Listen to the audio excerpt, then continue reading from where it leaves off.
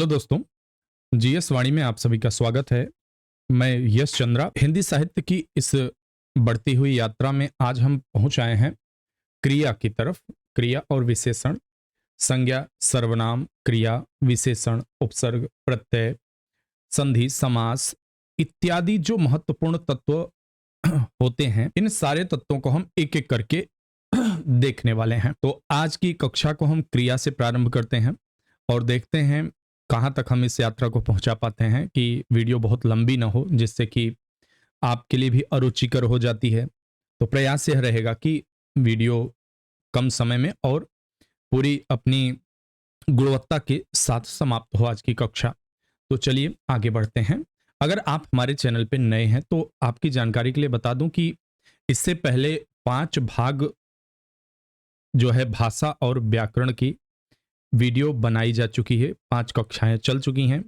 यदि आप TGT, PGT, KVS, अन्य किसी परीक्षा की तैयारी कर रहे हैं हिंदी के लिए, तो आपके लिए और भी बहुत सारी कक्षाएं पड़ी हुई हैं, आप जाके देख सकते हो चैनल पे। यदि आप अन एकेडमिक तैयारी कर रहे हैं, जैसे कि आप सिविल सेवा परीक्षा दे रहे हैं या फिर अन्य कोई ऐसी परीक्षा दे रहे हैं जहां हिंदी के भाषा और व्याकरण से संबंधित प्रश्न आ रहे हैं, तो उन प्रश्नों को हल करने में यह हमारी जो अंतिम 5 कक्षाएं हैं और जो यह आगे चलने वाली हैं, यह बड़ी ही महत्वपूर्ण होने वाली हैं। सरल शब्दों में कहूं तो भाषा और व्याकरण की जितनी वीडियो होगी वह आपके लिए महत्वपूर्ण होने वाली होगी। और इसमें भी विशेष रूप से जो आरओ एआरओ उत्तर प्रदेश समीक्षा और सहायक समीक्षा अधिकारी की परीक्षा में लगे हैं, उनके लिए यह विशेष रूप से सहायक होगी। चलिए, सूचना संपूर्ण हुई, अब आगे बढ़ते हैं। क्रिया, यहां हम बात करते हैं सामान्य अर्थों में जब किसी शब्द के द्वारा किसी कार्य के होने या करने का भाव उत्पन्न हो, उसे क्रिया कहा जाता है। उसे क्या कहते हैं? उसे क्रिया कहा जाता है। अभी ये जो एडोब बी का इसका प्रो वर्जन मैं इस्तेमाल कर रहा हूं, तो आज ही इसको इंस्टॉल कराया गया, तो थोड़ी सी असुविधा हो रही है। इसमें पेन नहीं मिल पा रही है, कहाँ पे है, तो हाइलाइटर से काम चला रहे हैं। तो आज थोड़ी बहुत है, थोड़ा सा अगर असुविधा होगी तो आप लोग मैनेज कर लीजिए, क्योंकि मैंने इसमें पेन खोजने की कई दफा कोशिश की लेकिन मिला नहीं। सॉरी। उदाहरण: खाना, टहलना, पढ़ना आदि क्रिया के रूप, लिंग एवं वचन के आदि के अनुसार बदलते रहते हैं, इसलिए उसे विकारी शब्द माना गया। के मूल में धातु निहित होती है। यदि लिखना क्रिया को लिया जाए तो इसकी मूल धातु क्या होगी? लिख, तथा ना जो इसमें जुड़ा हुआ है वह प्रत्यय है। तो ध्यान रखिएगा, ऐसे उपसर्ग प्रत्यय आपकी परीक्षाओं में बहुतायत पूछे जा रहे हैं। धातु क्रिया पद के उस भाग को कहते हैं, धातु क्रिया पद के उस भाग को कहते हैं जो किसी क्रिया के लगभग सभी रूपों में पाया जाता है। शब्द निर्माण की दृष्टि से धातुएं 2 प्रकार की होती हैं। मूल धातु, ये स्वतंत्र होती हैं, जैसे कर, बैठ, चल आदि। यौगिक धातुएं कौन सी हैं? ये प्रत्यय के योग से बनती हैं, जैसे पढ़ना से पढ़ा, खाना से खिला। तो मूल रूप से हमने क्या देखा? मूल धातु और यौगिक धातु, ये 2 चीजें देखा और उनके उदाहरण भी देख लिए। यौगिक धातुओं के कुछ महत्वपूर्ण बिंदु हैं जहां से प्रश्न पूछे जाते हैं, उसको देखते हैं। कई धातुओं को जोड़ने से संयुक्त धातु बनती है। संज्ञा अथवा विशेषण शब्द से नाम धातु बनती है। धातु में प्रत्यय लगा देने से अकर्मक से सकर्मक और प्रेरणार्थक धातुएं बनती हैं। जब कर्ता स्वयं कोई कार्य न करके किसी दूसरे को कार्य करने के लिए प्रेरित करे तो उसे प्रेरणार्थक क्रिया कहते हैं। प्रेरणार्थक क्रियाएं हमेशा सकर्मक ही होती हैं, जबकि ये अकर्मक और सकर्मक दोनों ही क्रियाओं से बनती हैं। जैसे मैंने उसे सुलाया, मैंने उससे पौधे लगवाए। यहां पहले से कर्ता अन्य कर्म को सुलाता है, जबकि दूसरे में अन्य को कार्य हेतु प्रेरित करता है। यहां कुछ मूल क्रिया एक तरफ दी हुई है, दूसरी तरफ प्रेरणार्थक क्रिया दी गई है। तो दोनों को यहां आप देखिए और मिलान करवा लीजिए, जिससे कि आपको आगे इस तरह की अगर क्रियाएं मिलें तो समझने में काफी सहजता हो। सोना, सुलाना, पीना, पिलाना, देना, दिलाना, लिखना, लिखवाना, पढ़ना, पढ़वाना इत्यादि। दो या दो से अधिक धातुओं और अन्य शब्दों के संयोग से क्रिया बनती है, उसे यौगिक क्रिया कहते हैं। यहाँ क्या बात हो रही है? दो या दो से अधिक धातुओं और अन्य शब्दों के संयोग से जो क्रिया बनती है। उदाहरण देख लीजिए, जैसे चलना, चलाना, पढ़ना, पढ़ाना, हंसना, हंसाना। संज्ञा विशेषण से जो धातु बनती है उसे नाम धातु कहा जाता है। ध्यान रखिएगा, संज्ञा विशेषण से जो बनती है। उदाहरण के लिए, यह संज्ञा से बन रही है, विशेषण से। बात से बतियाना, लात से आप समझ गए, गरम का गरमाना, ठंडा का ठंडाना। अब क्रिया भेद की बात कर लेते हैं। तो जब क्रिया भेद की बात करते हैं, उपरोक्त विवरण से अतिरिक्त रचना की दृष्टि से क्रिया के प्रमुख भेद होते हैं जो निम्नलिखित हैं। कौन से? अकर्मक क्रिया, सकर्मक क्रिया, द्विकर्मक क्रिया, अपूर्ण क्रिया, सहायक क्रिया, पूर्णकालिक क्रिया। अकर्मक क्रिया,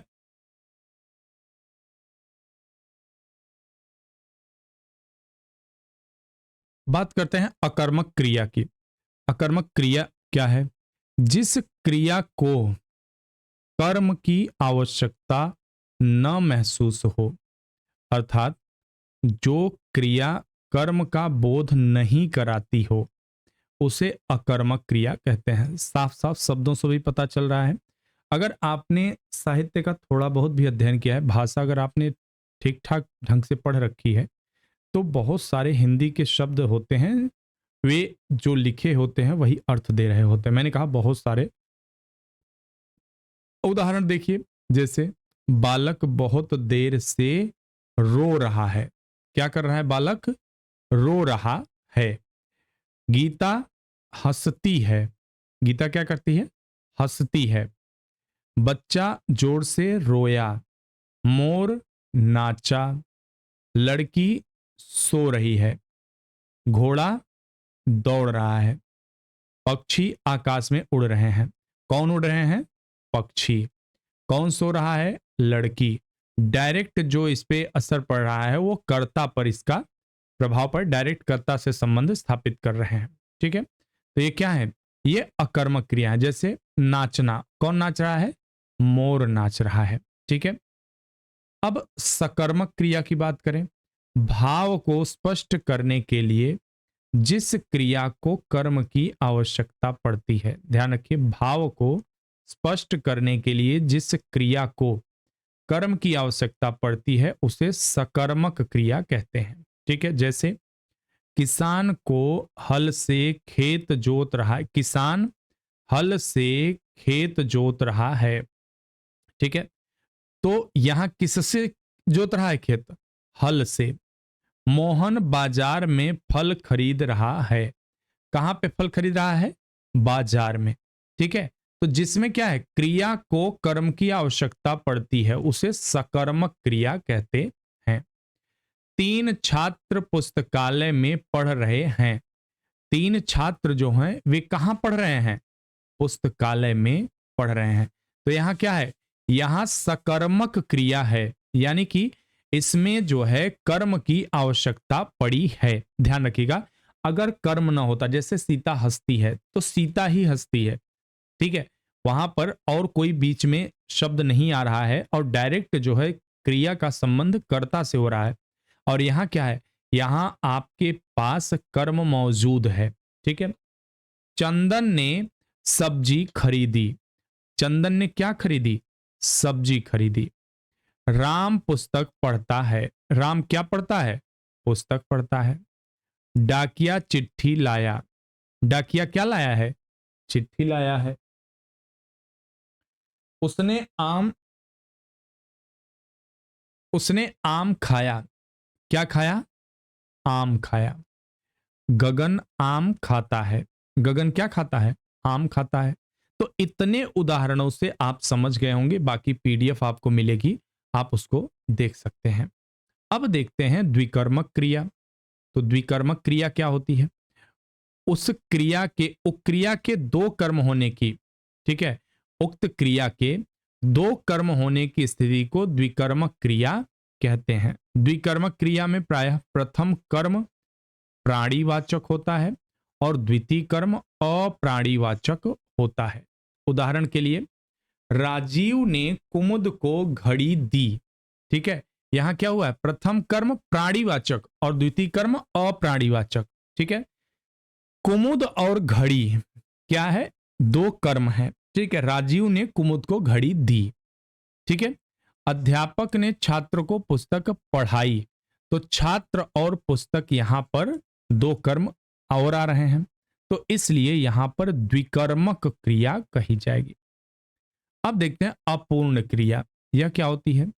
जब अकर्मक और सकर्मक क्रियाओं की स्पष्टता के लिए विधेयात्मक शब्दों की आवश्यकता पड़ती है, तो ऐसे वाक्यों की क्रिया को अपूर्ण क्रिया कहा जाता है। जैसे राकेश डॉक्टर है, वह काबिल है। ध्यान रखिए, जो हाइलाइटेड वर्ड हैं ये बता रहे हैं। ठीक है, इसका क्या अर्थ हुआ? कह रहे हैं अकर्मक सकर्मक क्रियाओं की अस्पष्टता के लिए विधेयात्मक शब्दों की आवश्यकता पड़ती है।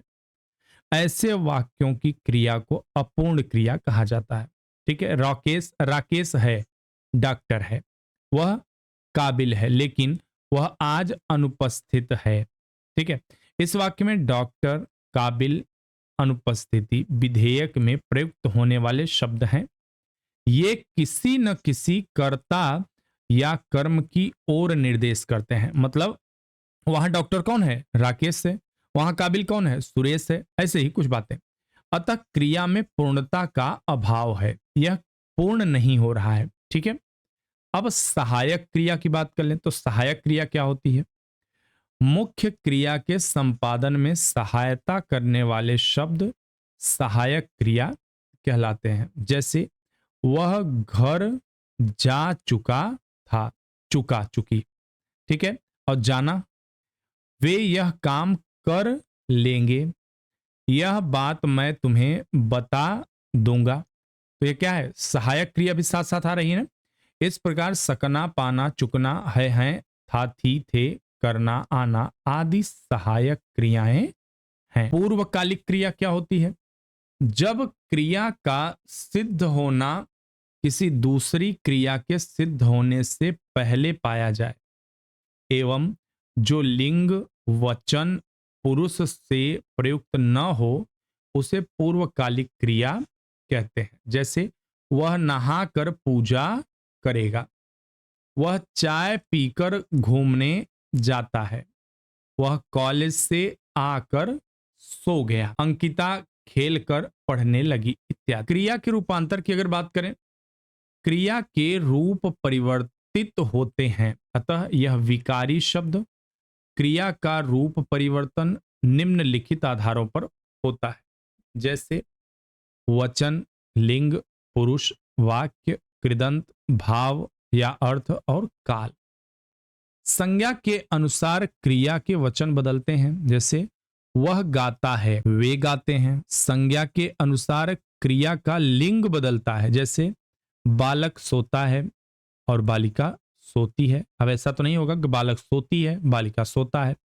हिंदी में तीन पुरुष होते हैं, उत्तम पुरुष, मध्यम पुरुष और अन्य पुरुष। जहां तक वाच्य का प्रश्न है, ये दो प्रकार के होते हैं, कर्तृवाच्य, कर्मवाच्य। कर्ता प्रधान वाक्यों को कर्तृवाच्य कहते हैं तथा कर्म प्रधान वाक्यों को कर्मवाच्य कहते हैं। जैसे राकेश गीत गाता है। कौन गीत गाता है? राकेश। अब कर्मवाच्य क्या बनेगा? राकेश द्वारा गीत गाया जाता है। किसके द्वारा गाया जा रहा है? राकेश के द्वारा। तो यह क्या होगा? यह कर्मवाच्य हो गया। ठीक है, क्योंकि इस पे जोर ज्यादातर कर्म पर पड़ रहा है। अब कृदंत की बात करें, शाब्दिक अर्थ में कृदंत का अर्थ कृत धन अंत, अन्य शब्दों में धातु में प्रत्यय लगने पर जो रूप बनते हैं वे कृदंत होते हैं। जैसे लिख धातु से लिखना, लिखता, लिखा, लिखते हुए। कुछ अन्य प्रमुख कृदंत इस प्रकार हैं, जैसे वर्तमान कालिक कृदंत धातु प्लस धा प्लस ता ते ती इत्यादि, जैसे लिखता, लिखती। भूतकालिक कृदंत धातु धन आ ई ए आदि, जैसे लिखा, लिखी। अपूर्ण कृदंत जैसे मैंने उसे लिखते हुए देखा, यह अपूर्ण कृदंत है। तात्कालिक कृदंत की अगर बात करें, इसमें एक क्रिया के साथ ही दूसरी क्रिया के होने का बोध होता है। मध्यकालिक कृदंत की अगर बात करें तो ये अपूर्ण अथवा पूर्ण कृदंतीय होते हैं, जो पूर्ण अथवा अपूर्ण क्रिया विशेषण की द्विरुक्ति से बनते हैं। जैसे उसे गाते गाते चक्कर आ गया, तो यहां दो बार गाते गाते शब्द का प्रयोग हुआ है। पूर्ण कालिक कृदंत की अगर बात करें तो इसमें धातु के साथ कर क्रिया लगती है, जैसे लिख कर। कर्तृवाचक कृदंत देखें, इसमें मूल धातु के रूप में तथा उसके बाद में वाला वाला लगता है, जैसे लिखने वाला, खाने वाला, हंसने वाला। भाव अथवा अर्थ सामान्यतः तीन प्रकार के भाव माने जाते हैं: निश्चयार्थ भाव, संभावनार्थ भाव और आज्ञार्थ। संकेतार्थ तथा संदिग्धार्थ को भी इसी के अंतर्गत माना जाता है। पहले निश्चयार्थ को देख लेते हैं। लिखता है वर्णन, इधर ठीक है। क्या लिखोगे प्रश्न, नहीं लिखोगे निषेध। और संभावनार्थ को देखें तो मैं लिखूं, मैं लिखता हूं। आज्ञार्थ का देखें, लिख, लिखो इत्यादि। संकेतार्थ सूचक होता है, संकेतार्थ शर्त सूचक होता है। जैसे यदि मैं राजेश को पत्र लिखता तो वह अवश्य आता। यहां पे क्या है, शर्त है। संदिग्धार्थ में निश्चितता का भाव रहता है, नाम से ही संदिग्ध पड़ रहा है। शायद वह इस समय सो रहा होगा। अब बात करते हैं काल की। काल समय, सामान्यतया क्रिया कब संपन्न हुई इसे काल के माध्यम से जाना जाता है। सामान्य रूप से आप सभी भी जानते होंगे, तीन कालों को स्वीकार किया गया: वर्तमान, भूत और भविष्य। जो अभी घटित हो रहा है उसे वर्तमान, जो घट चुका है यानी कि संपन्न हो चुका है भूत, जो घटित होगा भविष्य। वर्तमान काल के तीन रूप यहां बताए जा रहे हैं: सामान्य वर्तमान, संदिग्ध वर्तमान, संभाव्य वर्तमान।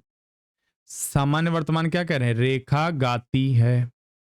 संदिग्ध वर्तमान, रेखा गाती होगी। और संभाव्य वर्तमान की बात करें तो हो सकता है रेखा गाती हो। इस तरह यहां देखिए भूतकाल के 9 भेद बताए गए हैं। आप में से तमाम लोगों को मैं शर्तिया कह सकता हूं, पहली बार आप सुन रहे होंगे कि भूतकाल के भी 9 भेद। अब आप यहां देखिए कि अंग्रेजी ज्यादा डाइवर्सिफाई है या फिर हिंदी। तो अब भूतकाल का एक एक देख लेते हैं 9 को। सामान्य भूतकाल, मैं दौड़ा। नेमि भूतकाल, मैं दौड़ता था। आसन्न भूतकाल, वह अभी अभी दौड़ा है। पूर्ण भूतकाल, मैं दौड़ा था। संदिग्ध भूतकाल, वह दौड़ा होगा। हेतुमत भूतकाल, मैं दौड़ता लेकिन। जैसे सावधानी बरतते तो दुर्घटना न होती, तुम आते तो मेरा काम बन जाता। इसको हेतु मद भूतकाल कहते हैं। नेम संकेतार्थ भूतकाल कौन सा होता है, इसमें शर्त अपूर्ण होती है लेकिन आदर भाव नहीं होता। मैं दौड़ता होता। संकेतार्थ भूतकाल, यदि मैं दौड़ा होता। संभाव्य भूतकाल, संभव है वह दौड़ा हो।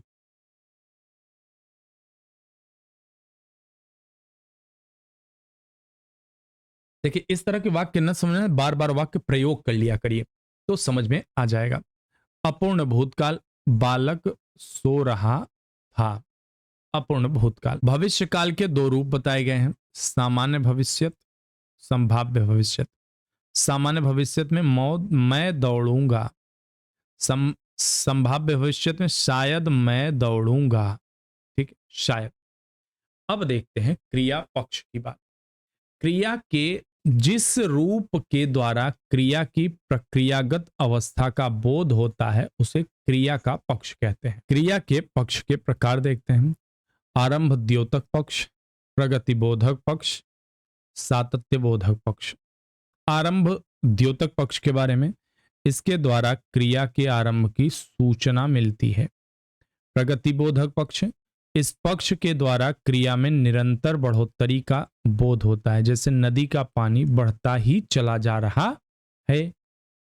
सातत्य बोधक पक्ष का, इसके द्वारा वर्तमान में कार्य चलते रहने का बोध होता है, जैसे रीता लिख रही है, अध्यापक जी कक्षा में पढ़ रहे हैं, मोहन अपनी कक्षा में पढ़ा रहा है, इत्यादि। अब देखते हैं पूर्णता बोधक पक्ष की बात करते हैं।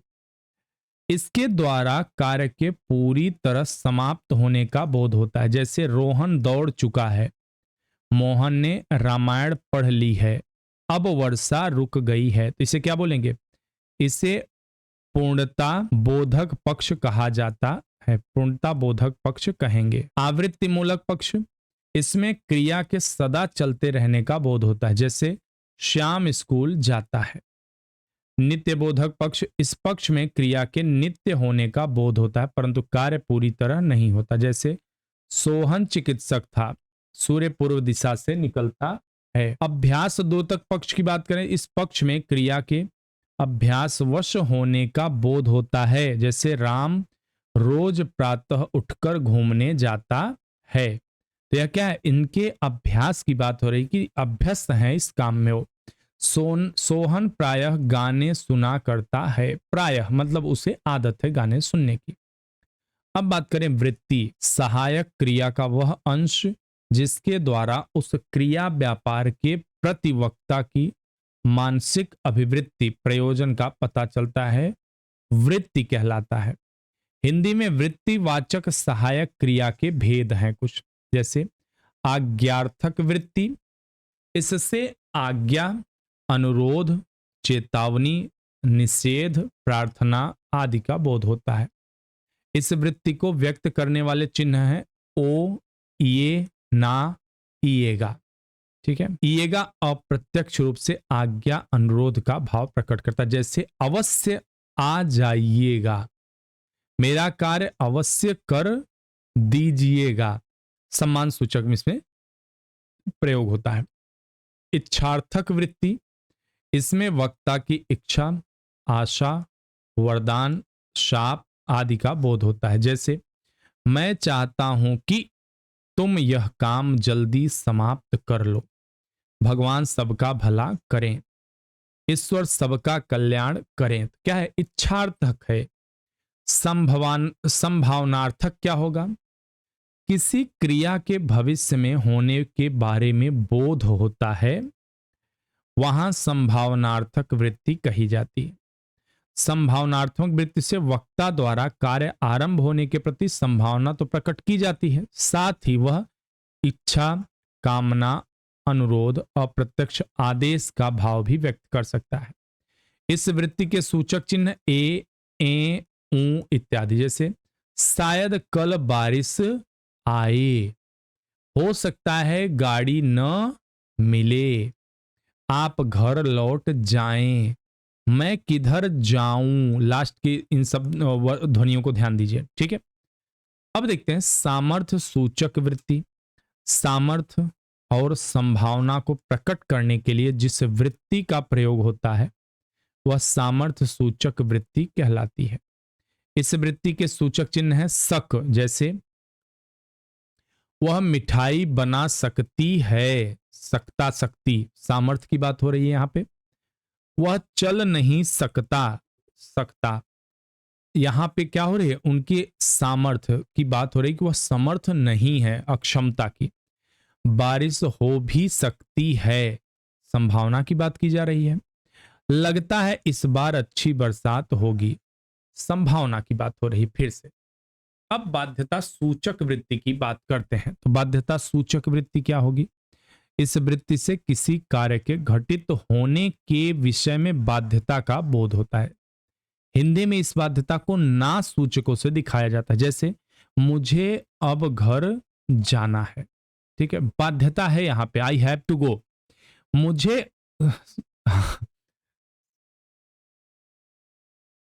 मुझे उनकी हर बात माननी पड़ती है, यह काम तो करना ही है। निश्चयार्थक वृत्ति की बात करें, भविष्य काल को भविष्य वृत्ति निश्चयार्थक वृत्ति माना जाता है। जैसे मैं कल वाराणसी जाऊंगा। ठीक है, मैं कल वाराणसी जाऊंगा। प्रश्नार्थक वृत्ति, जब वक्ता के मन में जिज्ञासा शंका हो तो वह उसका निर्णय पाने हेतु कोई प्रश्न करे, जैसे अब क्या होगा, क्या तुम मेरा पत्र दे आओगे।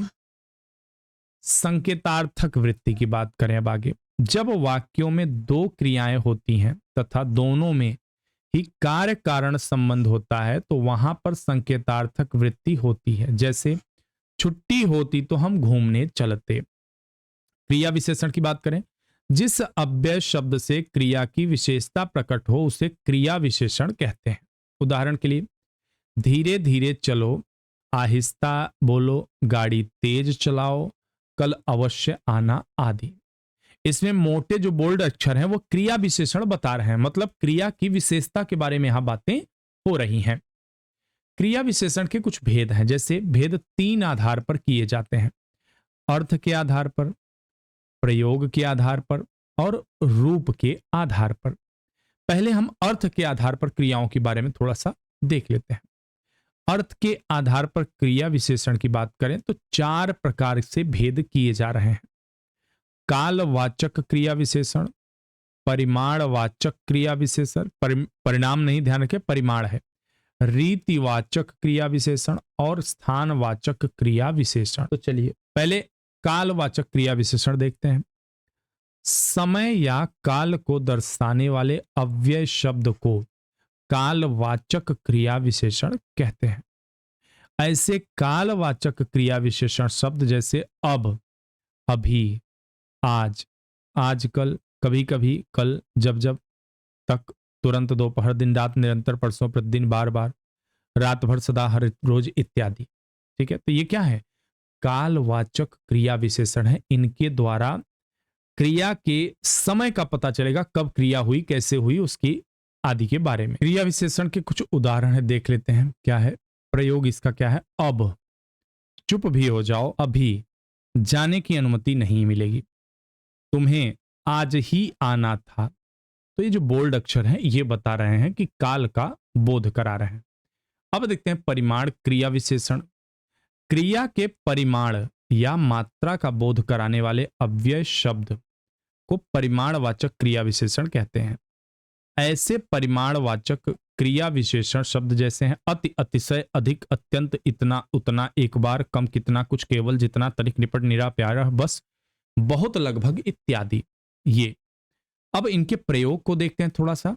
तो दूध का अति सेवन भी हानिकारक होता है, अधिक चलना ही थकावट का कारण, अत्यंत हर्षित होने की आवश्यकता नहीं है, तुम इतना काम अकेले नहीं कर सकते इत्यादि। परिमाण या मात्रा की विविधता के कारण परिमाणवाचक क्रिया विशेषण को भी 5 उपभागों में बांट दिया गया। जब इतना सारा था तो पहला आता है अधिकता बोधक परिमाणवाचक, परिमाण या मात्रा की अत्यधिक बोध कराने वाले क्रिया विशेषण शब्द जैसे अतिशय, अधिक, अत्यंत, अति, खूब, बहुत आदि। तुलना बोधक परिमाणवाचक की अगर बात करें, परिमाण या मात्रा की तुलनात्मक बोध कराने वाले क्रिया विशेषण शब्द इतना, उतना, कितना, जितना, बढ़कर आदि। न्यूनता बोधक परिमाणवाचक की बात करें, न्यून या अल्प परिमाण या मात्रा का बोध कराने वाले क्रिया विशेषण शब्द हैं कुछ, किंचित, जरा, तनिक, थोड़ा आदि। पर्याप्त बोधक परिमाणवाचक की बात करें तो परिमाण या मात्रा की पर्याप्तता का बोध कराने वाले क्रिया विशेषण शब्द हैं काफी, केवल, बस आदि। श्रेणी बोधक परिमाणवाचक की अगर बात करें तो परिमाण या मात्रा में ही क्रमिकता को दर्शाने वाले क्रिया विशेषण शब्द हैं, एक एक, क्रमशः, बारी बारी, क्रमिक आदि। अब देखते हैं रीतिवाचक क्रिया विशेषण। क्रिया की रीति, निश्चय, अनिश्चय, कारण, निषेध आदि को दर्शाने वाले अव्यय क्रिया विशेषण शब्द को रीतिवाचक क्रिया विशेषण कहते हैं। ऐसे रीतिवाचक क्रिया विशेषण शब्द अचानक, अवश्य, इसीलिए, ऐसे, कदाचित इत्यादि हैं।